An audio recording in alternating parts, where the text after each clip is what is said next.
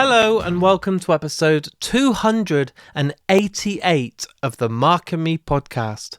As always, I'm your host Mark. Now joining me on today's episode is the film director Lucky McKee.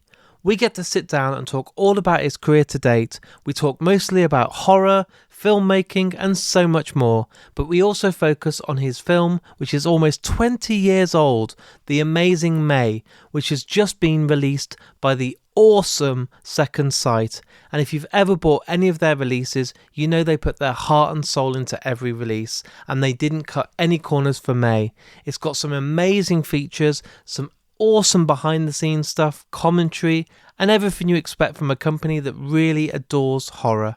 And we talk about this on today's interview, so I can't wait to share that with you in just a couple of minutes' time. But before we do, let's quickly touch base and talk about my last episode. I was joined by the amazing Bethany Curtis, the singer from As December Falls, a band that I've now seen people tweeting and Facebooking saying that they've listened to Mark and Me and now check this band out and instantly fallen in love with them. And that for me is the biggest compliment out there. If you discover a band or a film or a director because of this podcast, it means I'm doing my job well, and there is no better compliment. So what I want to do now is to say thank you to everybody that listened to that, who've checked out the band, and if you haven't, there's still time. Go and listen to that band because they're awesome and will change your life, and they are touring later this year. But let's get back to today's episode. Lucky McKee, a great film director, has had some amazing releases already and has a huge future ahead of him. I think a lot of people will talk about May. It's an amazing release, it's an amazing film and has such a good vision. But also a great horror that he's done as well, which is worth checking out. It's called The Woman. Unbelievable film that you should all go and check out as soon as possible. But I don't want to spoil it and talk any more about his releases because we do this on today's interview. So just before I hit that play button, let's give a big shout out to Richer Sounds, the sponsor of the podcast. Head over to richersounds.com if you're in the market for a brand new TV, Blu-ray player, home cinema system. Those guys will sort you out, and a big thanks for supporting Mark and Me. Right, there's nothing else to do now apart from give you the interview. So here's me and Lucky talking all things film. So Lucky, thank you for joining me today on the Mark and Me podcast. Thanks for having me. What I love to do with every guest that's come on from any walk of life is take it right back to the very start. So with every guest, I like to know, when you were a kid, what was those first films that you fell in love with? Maybe your family watched them at home, you rented it, maybe you saw it at the cinema, but those first films that you remember that made you just absolutely adore film. The first film that I remember seeing as a child was Jaws in a drive-in. Must have been a re-release because Jaws came out the year I was born, so it must have been a couple years later. And it just blew my mind. We had this old 39 Pontiac station wagon that we cruised around in when I was a kid, and I remember sitting in that back seat with my sister, and we were afraid to put our feet by the dark floorboards because we thought there would be sharks there or something. I don't know. I just remember it really got to us at that age, and then I didn't get to go to the movies very much when I was a kid. Like, we would maybe go to the movies like once a year, once every couple of years. So getting to go to a movie was a really special thing. So I felt movies were really special from a really young age. Most of the films that I saw as a little kid were on what was playing on television, usually edited for television. The Wizard of Oz was a big deal every year. It was my mom's favorite film. But as far as film, are you asking what film I watched that made me want to be a filmmaker, or first films that you remember? Like I didn't want to get into film because my first film would have been Honey, I Shrunk the Kids. So that's not a reason for me to ever want to be a filmmaker. But my favorite film of all time is Jaws. So the moment you mentioned that film, I was like, oh wow, like we could talk about Jaws for the next 2 hours because it's an absolute masterpiece. But to see it at such a young age, it'd be more interesting to interview my two-year-old self, two or 3-year-old self that saw it. I can't believe that because I saw it. How old was I? It was a different time. It was the 70s, man. But Jesus, like I saw it, I think when I was 10, and I was terrified. Like that and Gremlins were like, oh my God, this could happen, Yeah, yeah. Well, like I said, it was a different. I mean, I saw a lot of stuff that I wouldn't let my kid watch before 10 years old. I mean, I remember my dad taking us to see Platoon when I was like Oh my 10 years God. old, he was a Vietnam vet and he wanted to see what the film was all about. And yeah, so I mean, I before I was 10, I saw American Werewolf in London and First Blood and like all that stuff.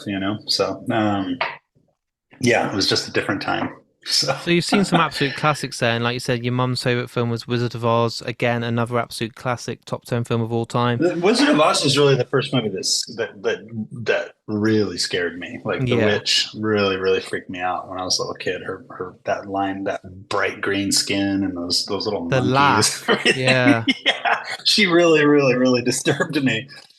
So what was the one Still that then? does. What's the one that kind of? It must have been later on, not at the age of 10, but made you kind of want to think, oh, I wonder how this was made and constructed, and started looking at the way it was filmed or the cinematography. What's those kind of films that I really? was, I was definitely fascinated by that stuff from an early age because they used to do a lot of like making of television specials and stuff like that. So it's like, oh, I could see how The Empire Strikes Back was made, or I could see how The Dark Crystal was made. The Dark Crystal was a huge movie for me when I was a little kid. It still remains one of my very favorite films. I mean, I get asked all the time what my favorite film is, which is impossible because there's literally hundreds, if not thousands, of favorite movies. But the Dark Crystal, just to give an answer, I usually say the Dark Crystal or Sling Blade or movies like that. That I couldn't live without those films. They just help shape who I am. The practical effects of something like Dark Crystal and Labyrinth, those sort of films, for me, even when I watch them now and they bring out like a 4K special edition, and I'm like, right, I'll buy it again on Steelbook, even though I Yeah. already own Oh it. yeah. I put it Yeah. back Yeah. on Me again too. and I sit there and I think, I don't know how they did it. Like, it just looks timeless. It's unbelievable. A lot of work, a lot of man, Yeah, a lot of yeah. man hours. Yeah, those made such a huge impression on me as a kid. So really, Henson, Lucas, Spielberg. I mean, like I said, I got to see movies so infrequently when I was a kid that we would go see whatever the big movie was that year. If we managed to get to the movies that year. So, and those were the ones when I was a kid. I was born in '75, so I was born kind of like right at the dawn of this big American blockbuster thing that reared its head. So those made a lot of impression. And one thing that was great about someone like George Lucas, who remains one of my biggest idols, I think he's maybe the greatest independent filmmaker that's ever done it because of just his whole history. But the one thing that was cool about George Lucas is that he was always sharing how he did everything. And I think a lot of people do that now, but that was pretty special when I was a kid that he would kind of let you peek behind that curtain and like in the Wizard of Oz, and see how it actually works. He He's the wasn't afraid. He magician, wasn't isn't he? afraid to share that. Yeah. Yeah, That but he was a reveals his magician that tricks. Yeah. yeah, he wasn't afraid to reveal his tricks. Exactly. So where was it that you remember being when you thought to yourself, I want to try my hand at being behind the camera? When was it? At college or school or? Oh no, it was younger than that. It was pretty much around middle school.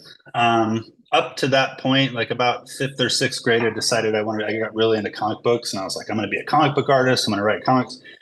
Started teaching myself how to draw and everything, and then at a certain point I kind of realized I just didn't have the knack for drawing that I could see maybe some of the I can do pretty good, but then I would see other kids in my art class that just had this like natural ease with it and then I could never kind of get myself to that place. And then around that same time, probably about seventh grade, so I was probably uh, 11 or going on 12. I met a kid that had an old video camera, and it was a really old video camera. It was the kind that where the Massive camera on your has a shoulder.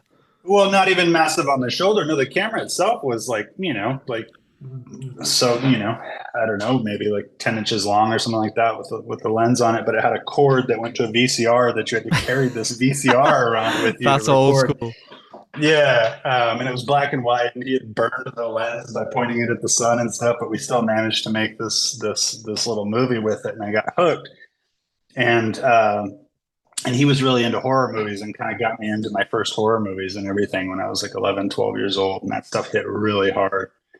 Um, so the summer after that, I got a job at a horse ranch, shoveling poop and feeding racehorses, and used that money to buy my first video camera. My dad bought it for me at Montgomery Awards or something like that, and then I would, with my paycheck every week, he got it on like a payment plan. I would pay it off every month, and by the end of the summer, I owned my first video camera, and I've been making movies ever since. That's amazing. And I always Yeah. like to know, were your family supportive, or were they like, you need to get a real job, or were they kind of No, like my no, creative my and yeah, my family, my dad, my mom was a stay-at-home mom, um, until my parents got divorced around that same time in middle school. But my dad was always a welder and worked in construction. Eventually, got into construction inspection. But he had worked the job that he knew how to do and the job that would put food on the table. But it wasn't something he was passionate about or that he loved. He was just good at it. So my parents always really encouraged me to chase what I love, and figure out something that I wanted, something that I wanted to do, not something that I had to do. So they were always very, very supportive, all the way through, to my career starting and everything. Couldn't have done it without their support. yeah, some people always put in sort of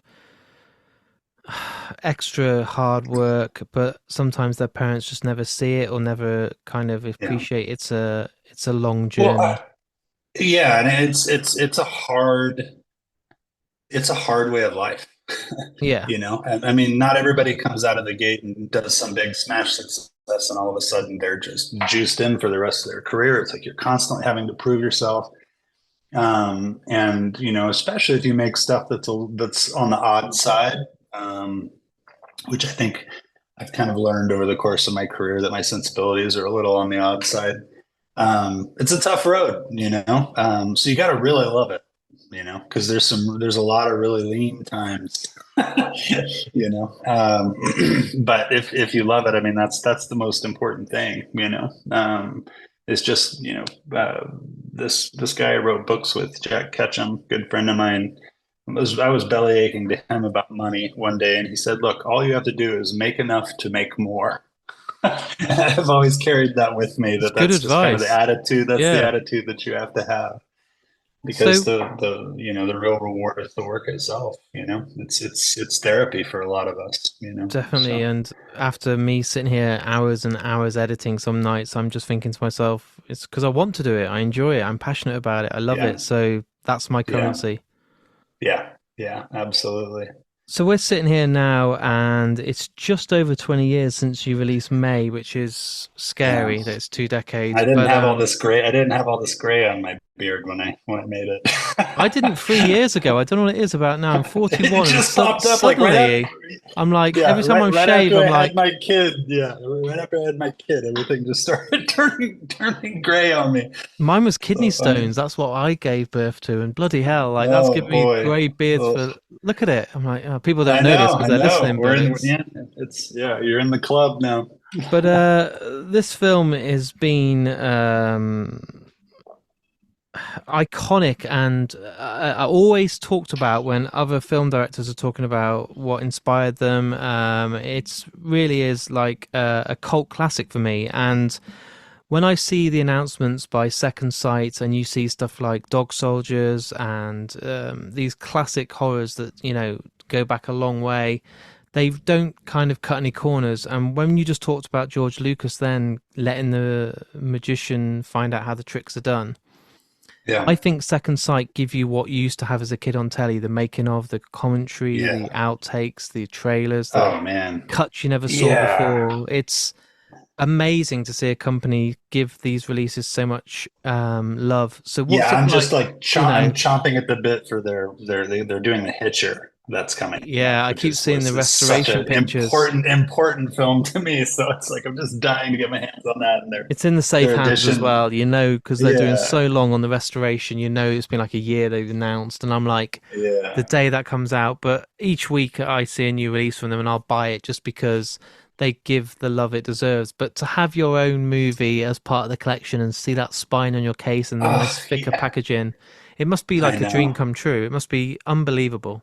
It really is, and May is would end up on really close on the shelf to George Romero's Martin. The edition they did of Martin is just I've got stunning. that. I love it. Yeah. It's oh god, it's one of my favorite horror films. It's so deeply disturbing, and so insightful.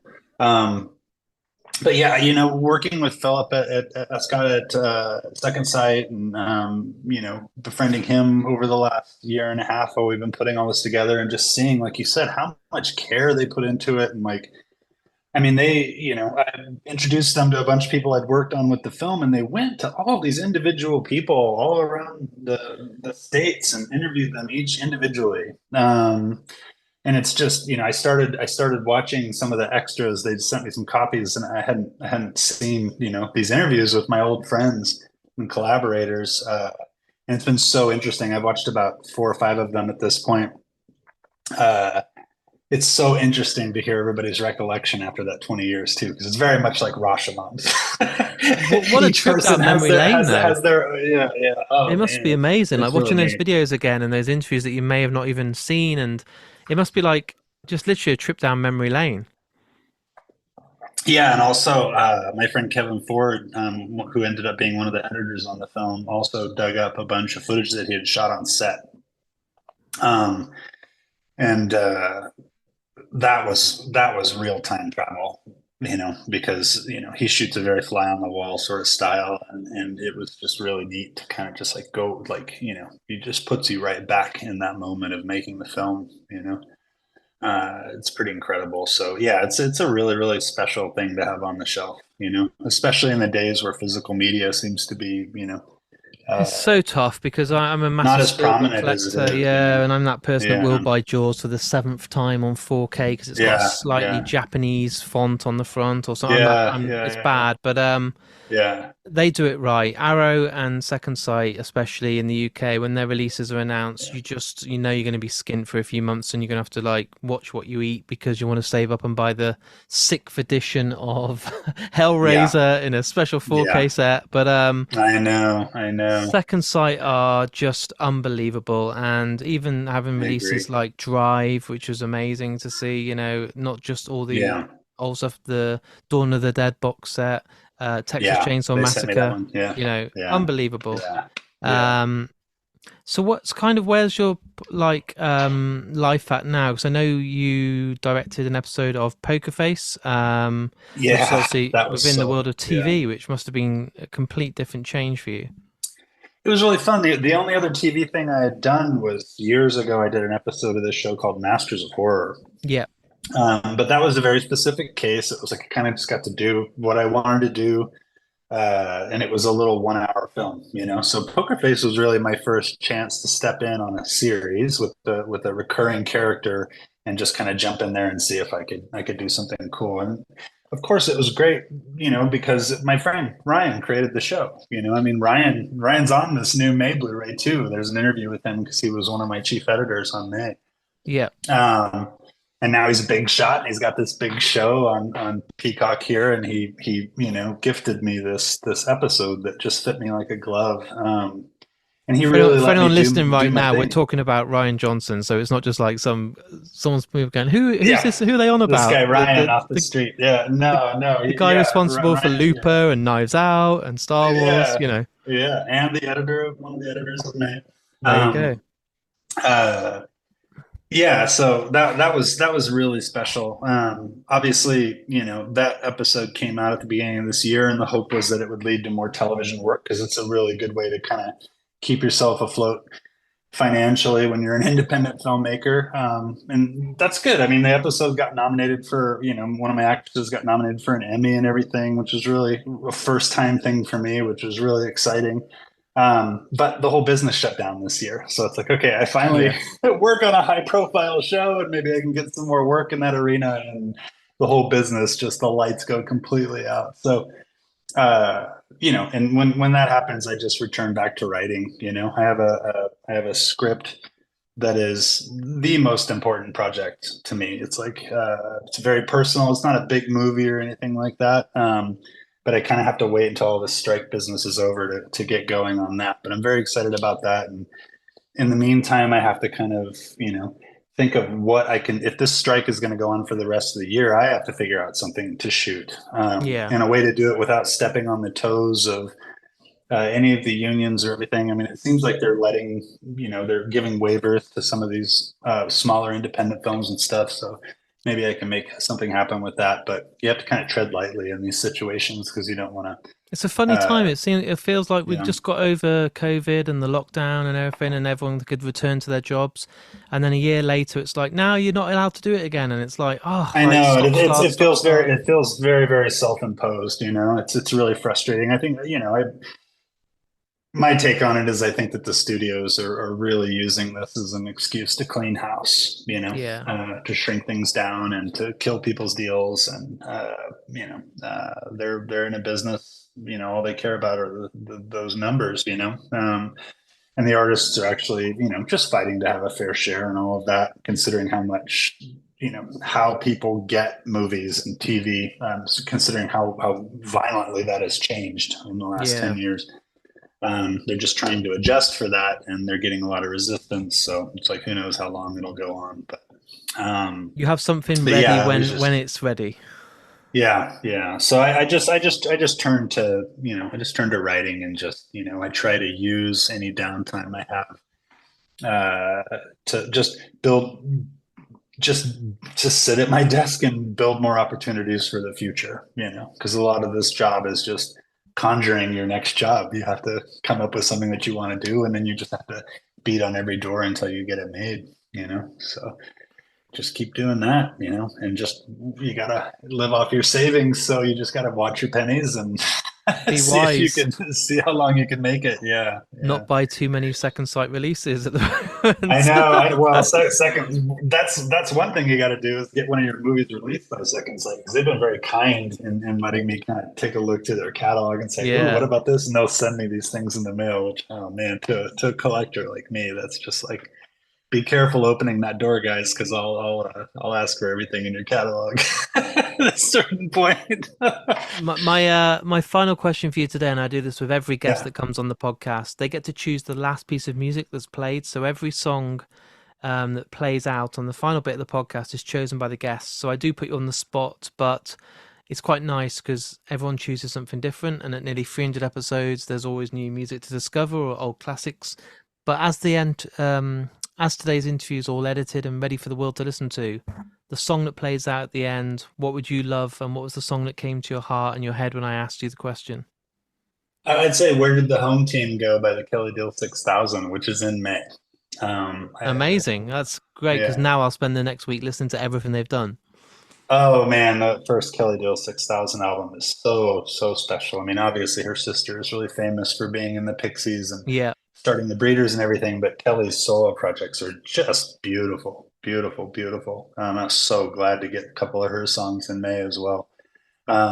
So yeah, that would be my pick. It's That's a amazing classic. because some people will say the Yeah, Beatles and Rolling Stones, and I love that, but also I've yeah, not heard much of the solo work, so I can't wait now. I'm like, oh, the Breeders were brilliant. So yeah. Oh yeah, the best. awesome. Well, I Yeah. really appreciate your time, and what I would say is, if over the next few months if things are going quiet and we're not sure what's going on, I'd love to get you back on for a longer episode to talk more, delve deeper into the world of horror and everything else that you've experienced in life, and doing extensions Oh to this. sure, man. That Yeah, would I be love it. amazing.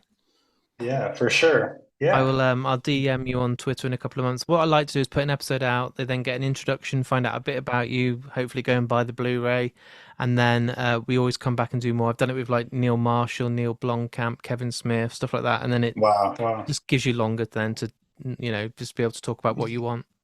I'm in, man. Let's do it. So there it is. There's my interview with me and the amazing Lucky McKee. What a great guy, what a director, and as you heard at the very end, we will be getting back together and recording a longer episode in the very near future.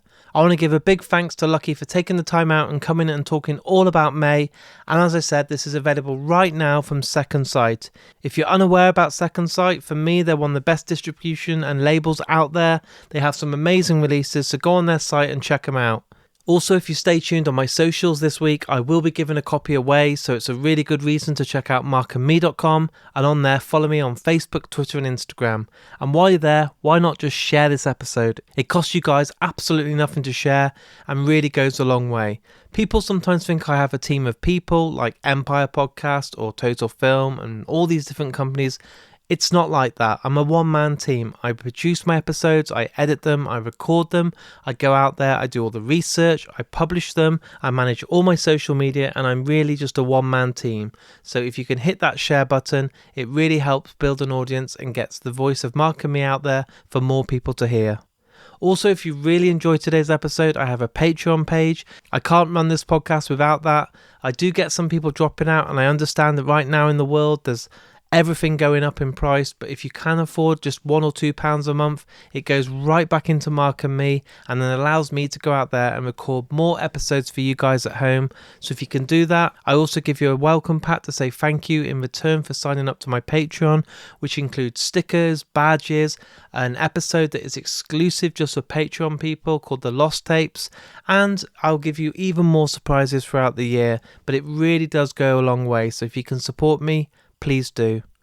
I'll be back in only a few days' time with another brand new episode, and it's absolutely huge. A returning guest, but one that was absolutely massive in terms of numbers last time they came on, and they're back for more, and that'll be with you in only 48 hours' time. So I can't wait to share that with you. But until then, look after yourself, take care, go and buy yourself May from Second Sight, and I'll speak to you all very soon.